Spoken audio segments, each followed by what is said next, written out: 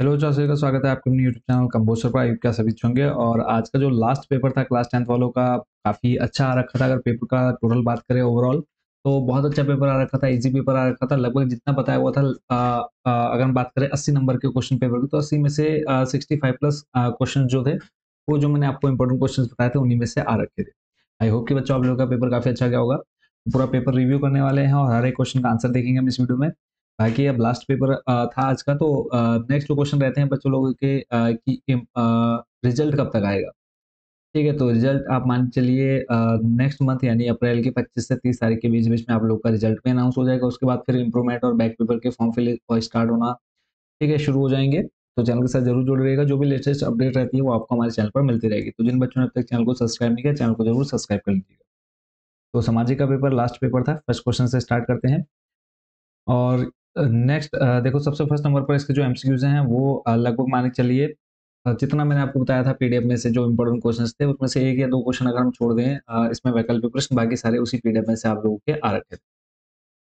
तो पहला प्रश्न इसमें आ रखा था, औद्योगिकरण सबसे पहले कहाँ से शुरू हुआ। ये क्वेश्चन आपको पीडीएफ में मिल जाएगा, इसका सही आंसर हो जाएगा इंग्लैंड। ठीक है, सेकंड नंबर पे क्वेश्चन है, 1942 में कौन सा आंदोलन शुरू हुआ। तो जब आप इसको शॉर्ट क्वेश्चन आंसर पढ़ेंगे, ठीक है, शॉर्ट वाली जो इंपॉर्टेंट क्वेश्चन मैंने बताया था उसमें आपको मिल जाएगा फोर्थ नंबर वाला आंसर भारत छोड़ो आंदोलन। थर्ड नंबर में, प्रथम विश्व युद्ध में कौन सा देश केंद्रीय शक्तियों का हिस्सा नहीं था। ये क्वेश्चन नहीं था हमारे पीडीएफ में, तो इसका जो सही आंसर हो जाएगा वो हो जाएगा आपका संयुक्त राज्य अमेरिका। कहाँ नंबर है, मुद्रण की सबसे पहली तकनीक कहाँ विकसित हुई। तो ये क्वेश्चन आपको मिल जाएगा, उसमें आंसर है आपका चीन। नेक्स्ट अगला जो क्वेश्चन है इसके बाद अगला अड़ा नंबर है, इनमें से किस राज्य में काली मृदा मुख्य रूप से पाई जाती है। तो ये भी आपको मिल जाएगा, इसका आंसर हो जाएगा बच्चों महाराष्ट्र। ठीक है, उसका नेक्स्ट जो क्वेश्चन है, निम्नलिखित में से कौन सा उस कृषि प्रणाली को दर्शाता है जिसमें एक ही फसल लंबे चौड़े क्षेत्र में उगाई जाती है। इसका आ जाएगा रोपण कृषि। फिर है 6 नंबर, झारखंड में स्थित कोडरमा निम्नलिखित में से किस खनिज की अग्रणी उत्पादक है। तो इसका आ जाएगा आंसर सेकंड नंबर अभ्रक। ज नंबर है, निम्न में से कौन सा उद्योग बॉक्साइट को कच्चे माल के रूप में प्रयोग करता है। तो इसका आंसर है एल्यूमिनियम प्रगलन। ठीक है, उसका नेक्स्ट आपका क्वेश्चन नंबर 2 से स्टार्ट होता है, तो इसका मैं आंसर आप लोगों को साथ में दिखाते चलूंगा। तो पहला प्रश्न इसमें आपके सामने है कि उस सूची का नाम बताइए जिसमें आने वाले विषयों पर संघ और राज्य सरकार दोनों कानून बना सकती है। तो इसका बच्चों आंसर हो जाएगा, आप स्क्रीन पर देख सकते हैं, समवर्ती सूची आ जाएगा। ठीक है, सूची का नाम बताना था तो इसमें आंसर है आपका समवर्ती सूची। नेक्स्ट है आपका, व्यक्तियों के बीच धार्मिक आस्था के आधार पर भेदभाव न करने वाले व्यक्ति को क्या कहा जाता है। तो इसका आंसर हो जाएगा धर्म निरपेक्ष। ठीक है, नेक्स्ट क्वेश्चन है आपका चौथा नंबर, 2019 में हुए लोकसभा चुनाव में किस राजनीतिक दल ने सर्वाधिक सीटें जीती थी। तो आंसर आ जाएगा आपका बीजेपी। नेक्स्ट है 5 नंबर, लोकतांत्रिक व्यवस्था राजनीतिक समानता पर आधारित होती है, कथन सत्य या सत्य। तो ये हो जाएगा ट्रू यानी सत्य। अगला है, भूमिगत जल और कच्चा तेल में से कौन एक नवीकरणीय संसाधन का उदाहरण है। तो आंसर हो जाएगा आपका भूमिगत जल, ग्राउंड वाटर। नेक्स्ट है, भारत में राष्ट्रीय उपभोक्ता दिवस कब मनाया जाता है। तो इसका आंसर हो जाएगा बच्चों 24 दिसंबर। ठीक है, अगला है एनआईसी का पूरा नाम। एनआईसी का पूरा नाम है राष्ट्रीय सूचना विज्ञान केंद्र। ठीक है, नेक्स्ट आपका अगला, राष्ट्रीय सेवा योजना का आदर्श वक्त। तो इसका हो जाएगा मैं नहीं तुम। ठीक है, अगला है जी 77 देशों से आप क्या समझते हैं। तो इसका आंसर आप देख सकते हैं, जो मैंने आपको इंपोर्टेंट क्वेश्चंस की जो पीडीएफ प्रोवाइड कराई थी, यहाँ से आप लोगों को एक एक क्वेश्चन देखने को मिल जाएगा पीडीएफ से। तो इसको आप पूरा कंप्लीट चाहे तो यहाँ से पढ़ सकते हैं जी 77 क्या था। ठीक है, उसका नेक्स्ट अगला क्वेश्चन है इसमें, मार्टिन लूथर ने धार्मिक क्षेत्र में मुद्रण कला का उपयोग किस प्रकार किया। तो ये हमारी जो हमने आपको पीडीएफ प्रोवाइड है उसमें नहीं था क्वेश्चन, बट आप इसके बारे में थोड़ा सा यहाँ पर पढ़ सकते हैं। ठीक है, जो बच्चे करके हैं इससे रिलेटेड आपको फुल मार्क्स मिल जाते हैं। नेक्स्ट क्वेश्चन है, आरक्षित वन, रक्षित वन तथा अवर्गीकृत वन में विभेद कीजिए। तो ये भी हमने जो इंपोर्टेंट आपको पीडीएफ प्रोवाइड कराए थे उसमें नहीं थे, बट आप यहाँ पे पढ़ सकते हैं आरक्षित वन, संरक्षित वन और अवर्गीकृत वन, तीनों के बारे में आप यहाँ से पढ़ लेंगे। अगला प्रश्न है, रेल परिवहन कहाँ पर अत्यधिक सुविधाजनक परिवहन साधन है तथा क्यों। तो रेल परिवहन के बारे में आपने लिखना था, तो ये आप रेल परिवहन के बारे में यहाँ से पढ़ सकते हैं। ठीक है, उसका नेक्स्ट अगला प्रश्न है, किसी भी राजनीतिक दल के क्या गुण होते हैं। राजनीतिक दलों के गुण आपको बताने हैं, तो यहाँ पे आप पढ़ सकते हैं राजनीतिक दल, पहले आप उसकी डेफिनेशन वगैरह लिखनी है आपको, फिर उसका राजनीतिक दलों का जो गुण है वो आप यहाँ पे पढ़ सकते हैं। ठीक है, टोटल 7 पॉइंट दे रखे हैं, 7 में से आप कोई भी 4-5 लिख सकते थे। अगला प्रश्न है 15 नंबर, लोकतंत्र नागरिकों की गरिमा और आज़ादी को कैसे बढ़ावा देता है, स्पष्ट कीजिए। तो इसका आंसर आपको यहाँ पर मिल जाएगा, ये आपने पढ़ लेना है कि लोकतंत्र में नागरिकों की गरिमा और स्वतंत्रता पर किए गए अध्ययनों से ये पता चलता है कि ये लोगों की गरिमा और व्यक्तित्व स्वतंत्रता को बढ़ावा देते हैं। तो इसमें आप ये नीचे पढ़ सकते हैं। नेक्स्ट अगला क्वेश्चन है आपका, असंगठित और संगठित क्षेत्र के बीच आप विभेद कैसे करेंगे? ठीक है, तो ये जितने आप देख रहे हैं इस टाइप के क्वेश्चन, ये सारे आप पीडीएफ से ही आ रखे हैं। तो यहाँ पे आप पढ़ सकते हैं संगठित एवं असंगठित, पूरा तो आपका सेम टू सेम क्वेश्चन देखने को मिल रहा है। तो पहले आप यहाँ पे संगठित संगठित क्षेत्र देख लेंगे और उसके बाद फिर यहाँ पे आ जाएगा असंगठित क्षेत्र। ठीक है, उसके बाद नेक्स्ट आपका जो क्वेश्चन है, उपभोक्ताओं के अधिकारों का उल्लेख कीजिए कि उपभोक्ताओं के क्या क्या अधिकार होते हैं। तो टोटल जो मुख्य चार हैं वो आपका यहाँ पे शोषण के विरुद्ध संरक्षण का अधिकार, ये भी आपका पीडीएफ में देखने को मिल जाएगा। स्वास्थ्य तथा सुरक्षा के संरक्षण का अधिकार, सूचित किए जाने का अधिकार, सुनवाई किए जाने का अधिकार, तो इनको आप पढ़ लेंगे। नेक्स्ट है प्राथमिक उपचार में DRABC से क्या तात्पर्य है। तो यहाँ पे आपको इसकी फुल फॉर्म लिखनी थी, तो ये आप सर्च कर लेंगे, गूगल पर आपको मिल जाएगी। ठीक है, ये पीडीएफ में क्वेश्चन नहीं था। फिर नेक्स्ट, इमारतों को बाढ़ से बचाने हेतु सुरक्षात्मक उपायों का उल्लेख कीजिए। तो ये आप यहाँ पर थोड़ा सा पढ़ सकते हैं। तो DRABC का थोड़ा बहुत यहाँ पे आप इसको पढ़ सकते हैं। उसके बाद नेक्स्ट है, इमारतों को बाढ़ से बचाने के लिए जो प्रमुख उपाय हो वो आप यहाँ पे पढ़ सकते हैं। ठीक है, अगला प्रश्न था इसमें, सुनामी के कारणों और प्रभावों का संक्षिप्त। तो सुनामी के कारणों का ये जो अथवा वाला क्वेश्चन था वो आप पीडीएफ से देख सकते हैं, आ चुका है। तो इसको आपने पढ़ लेना है।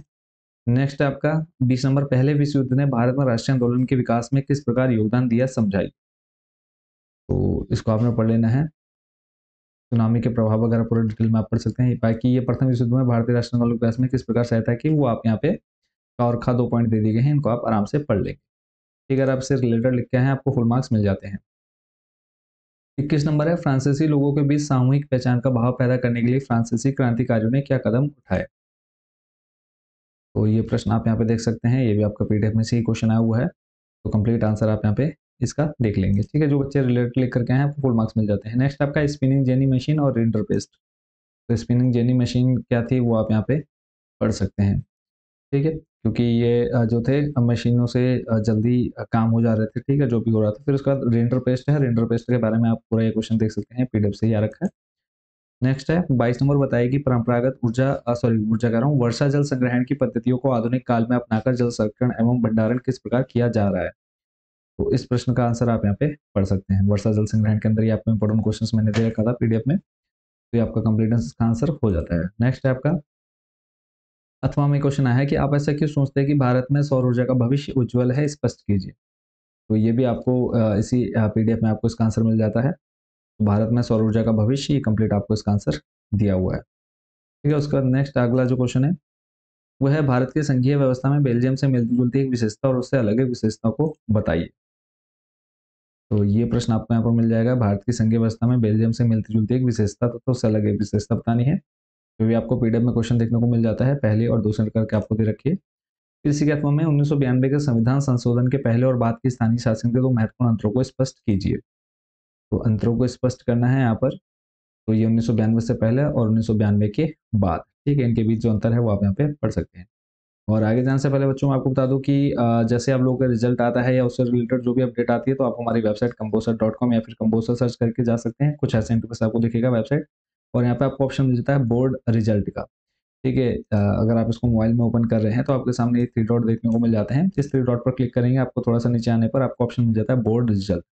ठीक है, इस बोर्ड रिजल्ट वाले ऑप्शन पर आप क्लिक करेंगे, आपको यहाँ पर उत्तराखंड बोर्ड का ऑप्शन मिल जाएगा। उस उत्तराखंड बोर्ड पर जाकर के रिजल्ट आप चेक कर सकते हैं जैसे आप लोग का रिजल्ट आएगा। ठीक है, तो वापस चलते हैं अगले नेक्स्ट क्वेश्चन पर। प्रश्न है 24, भारत की विधायिकाओं में महिलाओं के प्रतिनिधित्व की स्थिति क्या है, समझाइए। उसको यहाँ पर देख लेते हैं।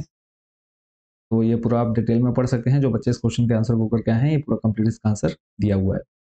नेक्स्ट है, गरीबों के लिए स्वयं सहायता समूह के संगठनों के पीछे मूल विचार क्या है, अपने शब्दों में व्याख्या कीजिए। तो स्वयं सहायता समूह आप यहाँ पे इसके बारे में पढ़ सकते हैं। ठीक है, ये आपका पीडीएफ में से क्वेश्चन आ रखा है। नेक्स्ट इसी के अथवा में है, ऋण के औपचारिक और अनौपचारिक स्रोतों में क्या अंतर है। तो ये अथवा वाला क्वेश्चन भी आपको यहाँ पर मिल जाता है पीडीएफ में से ही। जिन बच्चों ने पीडीएफ परचेस किए हैं उनके काफ़ी अच्छे परसेंटेज बन जाएंगे। बाकी सारे क्वेश्चंस भी मैं आप लोगों को ऑलरेडी प्रोवाइड करा चुका हूँ वीडियो में। ठीक है, तो ये आप लोगों ने तैयार किए होंगे। नेक्स्ट इसका देखो अगला क्वेश्चन है, वैश्वीकरण का प्रभाव एक समान नहीं है, इस कथन की व्याख्या कीजिए। लॉन्ग में आपको लिखना था, तो वैश्वीकरण एक प्रभाव, देखो सेम क्वेश्चन आपको यहाँ पर देखने को मिल जाता है।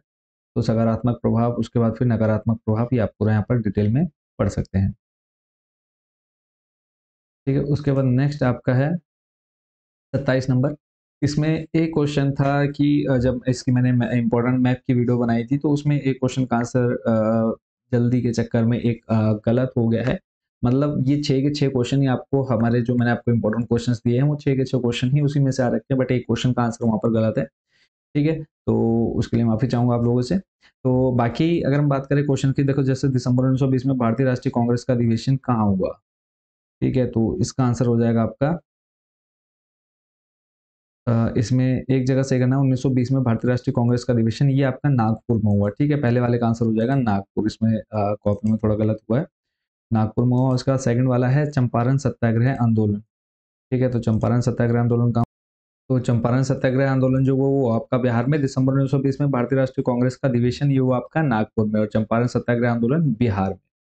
ठीक है, उसका नेक्स्ट थे आपके यहाँ पर घाघाड़ा, इसमें दुर्गापुर लोह एवं इस्पात संयंत्र आपको दिखाना था। तो इसका जो सही आंसर हो जाएगा वो हो जाएगा आपका पश्चिम बंगाल। उसके बाद है घ नंबर मोरन हुरिजन तेल क्षेत्र। ठीक है, चिन्ह से दिखाना था, इसका सही आंसर हो जाएगा असम। नेक्स्ट है हीराकुंड बांध परियोजना ये हो जाएगा आपका उड़ीसा। और नेक्स्ट है आपका तूतीकोरिन समुद्री पत्तन, ये आपका हो जाएगा बच्चों तमिलनाडु। तो यहाँ पे जो का नंबर है वो आपका खा नंबर में आंसर आएगा, और जो ये नागपुर है वो का नंबर का आंसर है। ठीक है, तो इसको यहाँ पर बच्चे कंफ्यूज ना हो, जो नागपुर है वो का नंबर में आएगा और खा नंबर में आपका आएगा बिहार। ठीक है, तो एक क्वेश्चन बाकी जब मैंने वीडियो आप लोगों को प्रोवाइड कराई थी वहाँ पर ये इसका गलत हो गया था 1920 में, उसमें हमने शायद कलकत्ता बता रखा है। ठीक है, बट इसका जो करेक्ट आंसर है वो है नागपुर। तो आई होप बाकी सारे क्वेश्चंस आप लोग अच्छे से करके आए होंगे। अब सभी का जो इंतजार है वो है रिजल्ट को लेकर के, तो रिजल्ट की अपडेट आप लोगों को चैनल पर मिलती रहेगी, तो चैनल को जरूर सब्सक्राइब कर लीजिएगा। और लेटेस्ट अपडेट जो भी आती है, कॉपी चेकिंग की प्रोसेस, उसके बाद कब आएगा रिजल्ट और कैसा रहेगा, पूरी डिटेल आपको हमारे चैनल पर मिलती रहेगी, तो जरूर चैनल को सब्सक्राइब कर लीजिएगा। मिलते हैं नेक्स्ट वीडियो में। Thank you so much watching for this video.